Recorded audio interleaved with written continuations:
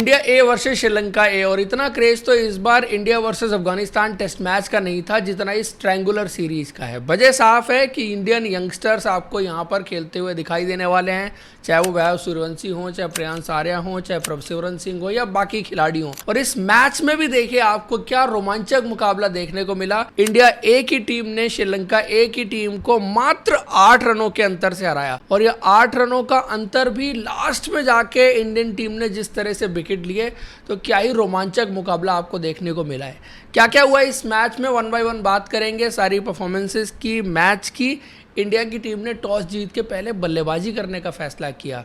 India में जो आप क्रिकेट देखते हैं या पूरा आईपीएल जैसे आपने देखा, तो टीमें क्या प्रेफर करती हैं? टॉस जीत के पहले गेंदबाजी करना। या वनडे क्रिकेट भी जो आप इंडिया में देखते हैं तो वहाँ पर भी यही होता है कि टॉस जीतिए, पहले आप गेंदबाजी करिए, चेस डाउन करिए टारगेट को, वो आसान रहता है। आप जब भी श्रीलंका जाते हैं, इवन साउथ अफ्रीका हो, या कुछ कंडीशंस ऐसी रहती हैं जहाँ पर आप वनडे क्रिकेट में, वाइट बॉल क्रिकेट में आप ये करते हैं कि पहले बल्लेबाजी करना प्रेफर करते हैं।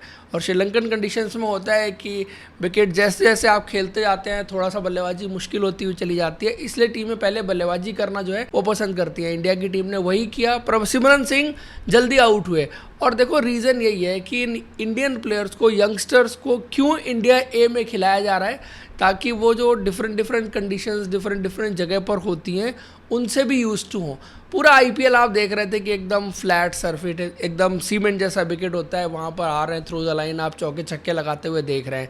यही चैलेंज होता है जब आप डिफरेंट जगह पर जाके खेलते हैं, डिफरेंट तरह की conditions, different pace and bounce आपको देखने को मिलता है। तो उसके साथ आप कैसे कितना जल्दी अडॉप्ट करेंगे, उसके अकॉर्डिंग अपने शॉट्स किस तरह से चेंज करेंगे, वही इन सब प्लेयर्स को करना है और सीखना है। तो विकेट भी थोड़ा सा इनिशियली तो टू पेस नज़र आ रहा था, बाउंस भी थोड़ा सा डिफरेंट नज़र आ रहा था, और पेस भी जो है वो इनिशियली थोड़ी सी चैलेंजिंग थी। और जैसे जैसे विकेट खेलता जाता है तो सेटल डाउन होता जाता है। प्रभसिमरन के लिए एक ज़बरदस्त बाउंसर थी जिस पर वो आउट होके गए। वैभव सूर्यवंशी ने अच्छी शुरुआत की, लेकिन वो भी आप देखिए पेस ऑफ द विकेट जिस तरह से मिस टाइम हुआ वो शॉट, वो आउट होके गए। तो ये सब सवाल जो है वो इन सब यंगस्टर्स के सामने हैं। और तीसरा, प्रियांश आर्या अच्छा खेल रहे थे और अच्छे शॉट्स लगाए। देखो वही शॉट सिलेक्शन की बात आ जाती है कि आपका शॉट सिलेक्शन विकेट के अकॉर्डिंग क्या होना चाहिए। आईपीएल में क्या रहता है कि आप कितने छक्के मारेंगे, आप ज़्यादा से ज़्यादा गेंदें हवा में खेलने की कोशिश करते हैं, और वहाँ पे आप मैक्सिमम रन्स बनाने की कोशिश करते हैं, जो वैल्यू या इम्पैक्ट है वो उस तरह से आप डालने की कोशिश करते हैं। लेकिन यहाँ पर वनडे क्रिकेट में आपको जो है वो अलोंग द ग्राउंड शॉट्स, खास करके इस तरह के विकेट पर, अगर यही विकेट चेंज हो जाए जहाँ पर हाई स्कोरिंग मुकाबला हो, तो फिर वहाँ भी आप सिमिलर पैटर्न देखेंगे जैसे आप आईपीएल में देखते हैं। लेकिन चूंकि कंडीशंस ऐसी हैं कि यहाँ पर आप कंसिस्टेंट बेसिस पर उस तरह से हवा में नहीं मार सकते हैं। जो शॉट्स आप आईपीएल में खेल रहे थे जहाँ पर आप बहुत सारे रन्स बना रहे थे, उस तरह के शॉट्स आप नहीं लगा सकते। आपको थोड़ा सा कन्वेंशनल क्रिकेट खेलने की ज़रूरत है। तो फिर आपका तरीका भी वही हो जाता है, आपके मीटिंग पॉइंट चेंज हो जाते हैं, आपको डिफरेंट एंगल्स हिट करने होते हैं एज अ बैट्समैन। तो वो आपको थोड़ा सा क्लासिकल शॉट्स, बल्ले का जो फेस है वो ऊपर ना होके आपको थोड़ा सा ग्राउंड की तरफ रख के शॉट्स खेलने होते हैं। और अगर आप देखिए तो प्रियांश आर्या ने कुछ उस अंदाज में बल्लेबाजी की जिसकी वजह से उन्होंने चौके लगाए आउटसाइड द ऑफ स्टंप, जिस तरह से शॉट्स लग रहे थे काफ़ी अच्छा खेल रहे थे। उनके गेम के बारे में आप ये कह सकते हैं कि बहुत ज़्यादा कदमों का इस्तेमाल नहीं करते, और जब इन कंडीशंस में आते हैं तो पता चलता है कि आपकी टेक्निक जो है वो कितनी अच्छी है कितना। लेकिन हाँ, उनका जो हैंड आई कोऑर्डिनेशन है ना वो अच्छा है काफ़ी, जिसकी वजह से जो भी शॉट्स खेलते हैं, बल्ले का फेस जिस तरह से आता है, जो मीटिंग पॉइंट होता है वो ठीक रहता है। थोड़ा सा गेंद अगर हिले तो वो चैलेंज हो सकते हैं, उनको ड्राइव करवाते हुए आप जो है वो एज निकलवा सकते हैं, आउटसाइड एज निकलवा सकते हैं, जो थर्डमैन के एरिया से लेके पॉइंट। और जो जो बेसिकली टेस्ट क्रिकेट में होता है, तो कई बार आप जब दूर की गेंद खेल जाते हैं और ड्राइव करने चले जाते हैं तो वो एक एरिया रहता है जहां पर एक बैट्समैन चैलेंज हो सकता है। लेकिन कल की कंडीशंस में आप देखिए जिस तरह उन्होंने अपनी ड्राइव्स खेली आउटसाइड द ऑफ स्टंप, जो है वो ठीक ठाक वो मैनेज कर रहे थे। बट अनफॉर्चुनेटली मिसकम्युनिकेशन हुआ उनका और ऋतुराज गायकवाड़ का, जिसकी वजह से वो आउट होके गए। लेकिन अच्छी पारी खेल रहे थे, क्योंकि इस विकेट पर इस तरह से फ्लुएंट बैटिंग करना इतना इजी नहीं था। विकेट जो है वो शुरू में खास करके जब आप देख रहे थे तो बॉल वैसे बल्ले पर नहीं आ रही थी। उसके बाद ऋतुराज गायकवाड़ एक मास्टर क्लास कि आपको इन कंडीशंस में कैसे बल्लेबाजी करनी चाहिए। और पहली चीज़, जब ऋतुराज गायकवाड़ को सेलेक्ट किया गया यहाँ पर तो हर कोई बात कर रहा था यार ऋतुराज गायकवाड़ की परफॉर्मेंस बताइए। आप आईपीएल में इतने सारे प्लेयर्स को देख रहे हैं कि उनकी परफॉर्मेंस अच्छी हुई है, उनमें से किसी को सेलेक्ट करना चाहिए। ऋतुराज गायकवाड़ को सेलेक्ट करने का क्या फ़ायदा। आप एक चीज़ समझ लीजिए, जो लिस्टेड क्रिकेट है, 50 ओवर क्रिकेट है, उसमें डोमेस्टिक और इंटरनेशनल मिला लीजिए, आप उनके नंबर्स उठा के देखिए। ये 21वां 100 बनाया है ऋतुराज गायकवाड़ ने।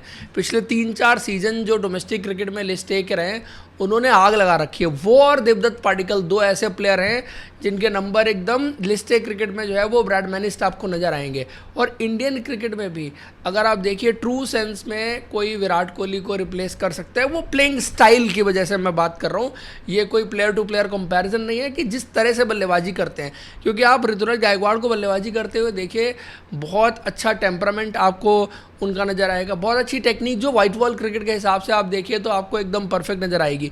और कल की पारी में आप उनकी बल्लेबाजी देखिए, जिस तरह से फ्रंट फुट पंचेज उन्होंने लगाए हैं, कोई ड्राइव नहीं लगाई। क्योंकि जब आप ड्राइव लगाते हैं तो आपका बल्ला थोड़ा सा ज़्यादा दूर जाता है, आपके मीटिंग पॉइंट जो हैं वो बॉडी से थोड़ा सा ज़्यादा दूर होते हैं। जब आप ड्राइव्स लगाते हैं आपको थोड़ा सा जगह मिलती है और वहाँ पर खेलते हैं।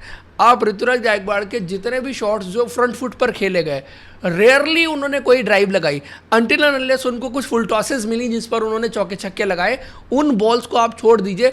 अदरवाइज फ्रंट फुट पर उनके जितने भी स्कोरिंग शॉट्स थे वो सारे के सारे, अगर आप मीटिंग पॉइंट पर गौर करेंगे तो वो फ्रंट फुट पर आकर के सिर्फ पंच कर रहे थे बहुत। और उसका मतलब क्या है कि जब वो शॉट्स लगा रहे हैं या जब बॉल उनके बल्ले से आके मीट कर रही है तो ज़्यादा सिनारियो में जो है ज़्यादातर जो है वो क्लोज टू द बॉडी रह रही है। वो शॉट भी अलॉन्ग द ग्राउंड जा रहा है, उनका कंट्रोल जो है वो बहुत अच्छा हो रहा है, टाइमिंग आपकी अच्छी होनी चाहिए तभी आपकी बॉल ट्रैवल करेगी। तो ये 2-3 चीज़ें उनकी बल्लेबाजी में बहुत अच्छी थी। जनरली आप क्या बात करते हैं, पंचेज आपके लगते हैं बैकफुट पर या आप बैकफुट और फ्रंट फुट के बीच में होते हैं वहाँ पर लगते हैं, लेकिन कल उनकी बल्लेबाजी में ऐसा हो रहा था कि आप देखिए उनको, उनका पैर बाकायदा एकदम टाइमली या टाइम से पहले पहुंच रहा था और उसके बाद जिस तरह से फ्रंट फुट पंच लग रहे थे तो ये भी दिखा रहा था कि ऋतुराज गायकवाड़ किस कंट्रोल के साथ बल्लेबाजी कर रहे हैं।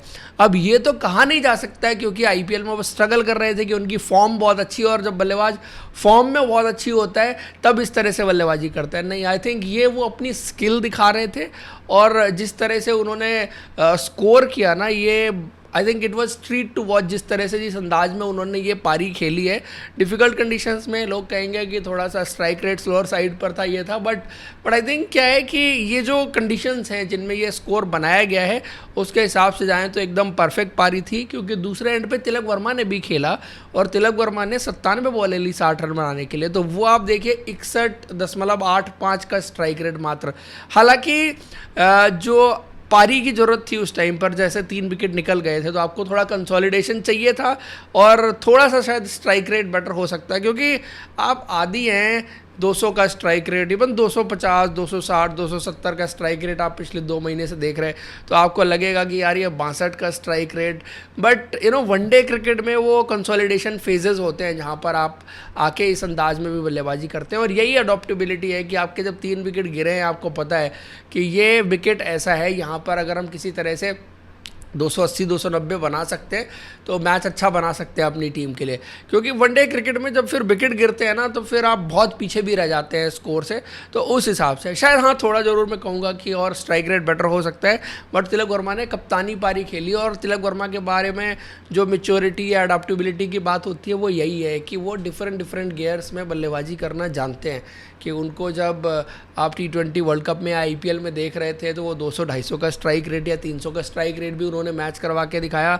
और जब आपको वनडे क्रिकेट में चाहिए कि आपके विकेट्स गिर रहे हैं, थोड़ा सा कंडीशंस डिफ़िकल्ट है, यंग टीम है, तो उस हिसाब से पारी को आगे बढ़ाना है, तो उस हिसाब से भी उन्होंने पारी को आगे बढ़ाया। आयुष बदोनी भी आके कुछ अच्छे शॉट्स खेले उन्होंने, बट शायद आप थोड़ा सा उनसे ज़्यादा की उम्मीद करते हैं। और इस टीम में नंबर 6 पर बल्लेबाजी करने का मतलब है कि आप फिनिशर वाले रोल में जा रहे हैं कहीं ना कहीं। तो उन्होंने बल्लेबाजी में ठीक ठाक सा कंट्रीब्यूट किया, कैमियो ठीक था उनका।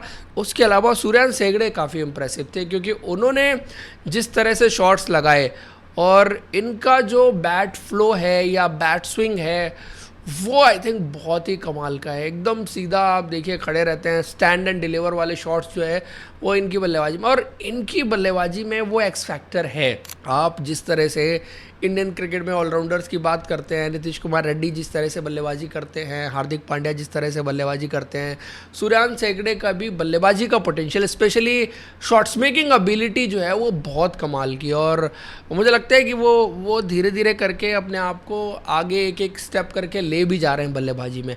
गेंदबाजी ज़रूर एक ऐसी चीज़ रहेगी जिस पर हमेशा नज़र रहेगी कि कितना गेंदबाजी में इम्प्रूव कर सकते हैं, उस पर उनकी ग्रोथ जो है वो डिपेंड करेगी। देन अनुकूल रॉय तो खैर 2 बॉल के लिए बल्लेबाजी करने के लिए आए थे और इंडिया ने 277 रन बनाए, जो कि लग रहा था कि इंडिया ने शायद 10-15 रन कम बनाए हैं, 290 के आसपास पहुंच सकती थी इंडिया की टीम, लेकिन इस टोटल को भी इंडिया के गेंदबाजों ने काफ़ी बना दिया। हालांकि श्रीलंका की तरफ से भी आप देखो, उनके सारे मेन प्लेयर्स जैसे इंडिया की टीम में है आज के टाइम में मेन प्लेयर ही कहे जाएंगे ये सारे, फर्स्ट इन लाइन नहीं है, सेकंड इन लाइन है, बट श्रीलंका के नेरोसन डिकाबेला, अविष्का फर्नांडो और सदीरा समर विक्रमा और ये सारे प्लेयर्स जो खेल रहे हैं। दूसरी तरफ बात श्रीलंकन इनिंग की और इंडियन बॉलिंग की करें तो इंडिया की शुरुआत अच्छी नहीं रही। श्रीलंका ने बहुत अच्छा स्टार्ट किया था और पहले विकेट के लिए 93 रन की पार्टनरशिप हुई और उस वक्त लग रहा था कि इंडिया को विकेट कहाँ से मिलेगा, और इंडियन फास्ट बॉलर वहाँ पर स्ट्रगल करते हुए नजर आ रहे थे विकेट के लिए। लेकिन आप जैसा देखते हैं कि श्रीलंका में होता है कि स्पिनर्स को थोड़ा मदद मिलती है और स्पिनर्स ही मेजॉरिटी विकेट निकालते हैं, फास्ट बॉलर एक कंट्रीब्यूटर की तरह रहते हैं जिस तरह कंट्रीब्यूट करते हैं, और इंडिया के लिए कोई स्पिनर भी विकेट नहीं निकाल पा रहा था। लेकिन पार्ट टाइमर आयुष बदोनी ने आके जो पहले दोनों विकेट निकाले, अच्छी गेंदबाजी की, और आयुष बदोनी ने अपनी क्रिकेट में यही इम्प्रूव किया है कि बल्लेबाजी में अगर आप 2 साल पहले 3 साल पहले उनको देखते तो उनके पास वो पावर पैक शॉट्स नहीं थे। आज की डेट में Ayush Badoni as a finisher भी खेल सकते हैं, उनके पास वो पावर पैक शॉट्स भी हैं, और आपने देखा है कि दिल्ली की टीम, लखनऊ की टीम में उन्होंने डिफरेंट रोल प्ले किया है। प्लस उनकी गेंदबाजी जो आप उनको रणजी ट्रॉफी में या दिल्ली के लिए खेलते हुए जब भी देखते हैं तो गेंदबाजी करते हुए देखते हैं, बहुत इम्प्रूव किया है उन्होंने अपनी ऑफ स्पिन गेंदबाजी में, इतना इम्प्रूवमेंट किया है कि आज की डेट में आप उनको ज़रूर ऑलराउंडर की कैटेगरी में काउंट करेंगे। और स्पेशली वनडे क्रिकेट में जहाँ पर थोड़ा बहुत हेल्प है, अच्छी ऑफ स्पिन गेंदबाजी कर सकते हैं। इवन ये सवाल बहुत उठा था जब उनको वाशिंगटन सुंदर की जगह पर during the T20 world cup या उस टाइम पे जो सिलेक्शंस हुए थे वहाँ पर शामिल किया गया था, तो हर कोई कह रहा था कि यार ये रिप्लेसमेंट कैसे हो सकता है, ये ऑफ स्पिन गेंदबाजी तो करते नहीं है, लेकिन ये बल्लेबाजी शायद ज़्यादा बेटर करते हैं वाशिंगटन सुंदर से, गेंदबाजी उतनी बेहतर नहीं करते, लेकिन गेंदबाजी में बहुत बड़ा इंप्रूवमेंट इन्होंने अपनी किया है। उसकी वजह से सेलेक्टर्स इनको कंसिडर कर रहे हैं कहीं ना कहीं एक ऐसा प्लेयर जो बल्लेबाजी के साथ गेंदबाजी में कंट्रीब्यूट कर सकता है। उसके अलावा बात करूंगा मैं विप्रज निगम की, क्योंकि विप्रज निगम का स्पेल भी जो था बहुत शानदार था और उनके ऊपर सबकी नज़र भी है, और नज़र इसलिए कि लेग स्पिनर्स जो बैटिंग कर सके down the order, plus fielding उन्होंने लास्ट वाला कैच जिस तरह से पकड़ा, तो वो सारी चीज़ें आप अगर देखिए तो वो जो है वो इंडिया के लिए बहुत इंपॉर्टेंट प्लेयर हो जाते हैं। और विप्रज निगम अगर आप देखो इस बार IPL में पूरा स्ट्रगल करते हुए नज़र आ रहे हैं। विप्रज निगम मुझे आज भी याद है जब उन्होंने अपना रणजी ट्रॉफी का डेब्यू किया था, वहाँ पर उन्होंने 4 विकेट गुगली पर आउट किए थे, और उससे थोड़ा पहले उनके कोच से मेरी बात हुई थी तो ही सेड कि आप वॉच आउट फॉर जो है वो विप्रज निगम की गुगली आप ज़रूर देखिए जिस तरह से करते हैं। देन मैं पूरा IPL पिछला सीज़न, ये सीज़न मैं वेट ही करता रहा कि मैं विप्रज निगम की गुगली कब देखूंगा, लेकिन विप्रज निगम जब लंबी क्रिकेट खेलते हैं या जैसे इस मैच में उन्होंने अपना पहला विकेट लिया और जिस तरह से गुगली पर सेटअप किया, कमाल की गेंद थी, और गुगली उनकी शार्प पड़ के जो है वो अंदर की तरफ आती है, तो वेपन में है उनके पास वो तीर। शायद वो T20 क्रिकेट IPL उतना मौके नहीं देता कि आप उतने ज़्यादा वेरिएशंस लेके आ सकें, क्योंकि कंट्रोल और सारी चीज़ें भी इंपॉर्टेंट हो जाती है। एक ख़राब गेंद जो है वो आपके लिए मुश्किल पैदा कर देती है, आपका स्पेल ख़राब करके जा सकती है। बट जब लंबी गेंदबाजी करने का मौका मिलता है तो फिर बॉलर जो है वो उसके तरकश में जो तीर है उन सबको चलाने की कोशिश करता है, और शायद उन्होंने की, और उसमें उन्होंने दिखाया कि उनके पास वेरिएशंस भी बहुत हैं जो उनको एक गेंदबाज के रूप में चाहिए इस फॉर्मेट में अगर उनको विकेट निकालने हैं। तो विप्रज निगम यहाँ पर अच्छा स्पेल ओवरऑल डाल के गए जो विकेट उन्होंने जिस तरह से निकाले। देन फिर बात करिए अनुकूल रॉय की। अनुकूल रॉय ने भी अच्छी गेंदबाजी की है। शायद आंकड़े ये ज़रूर आपको थोड़ा लगेगा कि हाँ 10 ओवर पूरे किए हैं और उन्होंने सिर्फ 2 विकेट लिए 49 रन दे करके। हालांकि अनुकूल रॉय शुरू में जो है वो थोड़ा सा रन उनके जा रहे थे, बट उन्होंने ओवरऑल इन टोटल आप देखेंगे तो अच्छी गेंदबाजी उन्होंने भी करके दिखाई है। और अनुकूल रॉय जो कुछ टाइम पहले आप देखते, 1 2 3 सीज़न पहले आप उनको देखते, तो बिल्कुल वो आइडेंटिकल रविंद्र जडेजा जैसी गेंदबाजी करते थे कि तेज़ किया, अपना टिप्पा पकड़ा और वहाँ से टर्न कराने की कोशिश। लेकिन अब मैं देख रहा हूँ जैसे इस बार उन्होंने डोमेस्टिक क्रिकेट में, चाहे सैयद मुश्ताक अली ट्रॉफ़ी हो, चाहे विजय हजारे ट्रॉफ़ी हो, चाहे रणजी ट्रॉफ़ी हो, थोड़ा सा गेंद घुमाने की कोशिश भी करते हैं, स्लो करने की कोशिश भी करते हैं, जिससे कि वो भी गेंदबाजी में वेरिएशन भी आए और बाकी उनका आमर और तेज वाली गेंद तो रहती है, तो वो चीज़ें उनकी गेंदबाजी में भी इम्प्रूव हुई हैं। और यही बेसिक चीज़ें कोई भी लेफ्ट आर्म स्पिनर या कोई भी प्लेयर जो है वो इम्प्रूव करता है, तभी उसके लिए अपॉर्चुनिटी बनती है, वो सक्सेसफुल होता है इस लेवल पर खेलने की।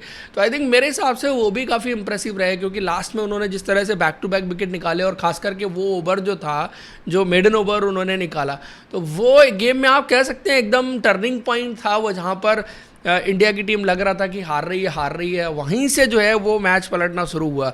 अंशुल कंबोज ने वैसे तो गेंदबाजी अच्छी नहीं की, बट लास्ट में अगर आप जाओ तो इंडिया की टीम मैच ऑलमोस्ट हार चुकी थी, वहाँ पर आकर के चाहे वो अनुकूल का ओवर हो, चाहे अंशुल ने वो यॉर्कर डाल के अपने लास्ट के ओवर में जिस तरह से गेंदबाजी की तो वो कंट्रोल दिया, और फिर अरशद ने भी अच्छी गेंदबाजी की, बहुत टाइमली वो दोनों विकेट उन्होंने निकाले। और प्रेजेंस ऑफ माइंड तो ऋतुराज गायकवाड़ का बहुत शानदार रहा, खास करके उन्होंने जो रन आउट किया, सेकंड लास्ट वाला जो रन आउट था उनकी तरफ से देखने को मिला। एंड जो है वो इंडिया की टीम ओवरऑल आप कहिए कि सारी जगह पर अच्छे कंट्रोल में थी, जिसकी वजह से इंडिया की टीम जो है वो इस मुकाबले को जीत सकी है। अभी यहाँ से देखना है कि इंडिया की टीम इस टूर्नामेंट में कैसे खेलती है, और श्रीलंका की टीम ने जो एक बेंचमार्क सेट कर दिया ना पहले मैच में, मज़ा आने वाला है इस ट्रायंगुलर सीरीज़ में। बाकी इस वीडियो में आपको मज़ा आया तो लाइक और चैनल को सब्सक्राइब जरूर करिए। Thank you, see you in next video.